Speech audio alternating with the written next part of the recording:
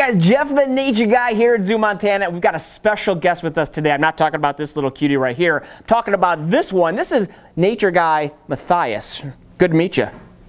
Hello. Are you excited to be here? Kind of. I have no idea, but... You have no idea what's going on? Yeah, I get it. I'm like that every day, so I understand where you're coming from. But hey, today we're going to talk about a really cool animal. Do you remember what I called this guy a little bit earlier? No, I don't. It's called a white tree frog, but here's the funniest name. A dumpy tree frog, they're called sometimes. Or they're sometimes called the Smiley Tree Frog because look, it looks like he's smiling a little bit. You see that little smile he's got there? Now here, let me tell you some cool things about this. First of all, feel him. Does he feel wet?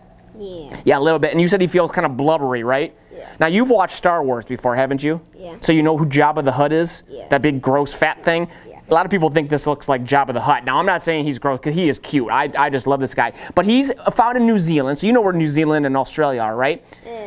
No. Way down south, way down on the other side of the world. Pretty cool place. And these are tree frogs, so that means they live in where? Trees. Trees. You see, you know what you're doing. You got no reason to be nervous. You got it right there in the head. Now these guys, of course, because they're tree frogs, they have these little things on their feet, these little pads. Look at those big toes he's got right there. That's what allows him to hang onto the trees. But here's the cool thing about this tree frog. You said he felt wet. Obviously, he likes to live in rainforests where it's nice and wet. But sometimes it gets dry in there. So these guys have a pretty special thing that they can do. They secrete this white mucus out of their body, and it covers their body in this cocoon. And so they can live in dry conditions for like up to 15 to 20 days without any water whatsoever. That's a pretty cool thing that not many frogs can do. This is one of the few. Now, here's something about frogs I want to ask you.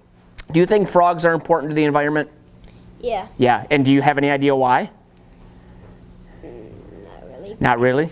I'll tell you. I know that's okay, and here's why. Because they breathe through their skin. So if there's any kind of pollution in the air, these are the first animals that know that. And so if scientists are studying frogs and they see frogs start dying out, they know something's pretty bad in the air, and that's not a good thing. So frogs, we call them environmental indicators because they help us to know when something bad is in the environment. One final question. I gave you a big scientific word earlier about what it's called when an animal lives its entire life in the tree. And you remember what that is? Tree frog. Tree frog, and it's called arboreal when they live up in the tree. Pretty awesome. But this is a pretty cute guy. Do you like him? You want to hold him? No thanks. No thanks?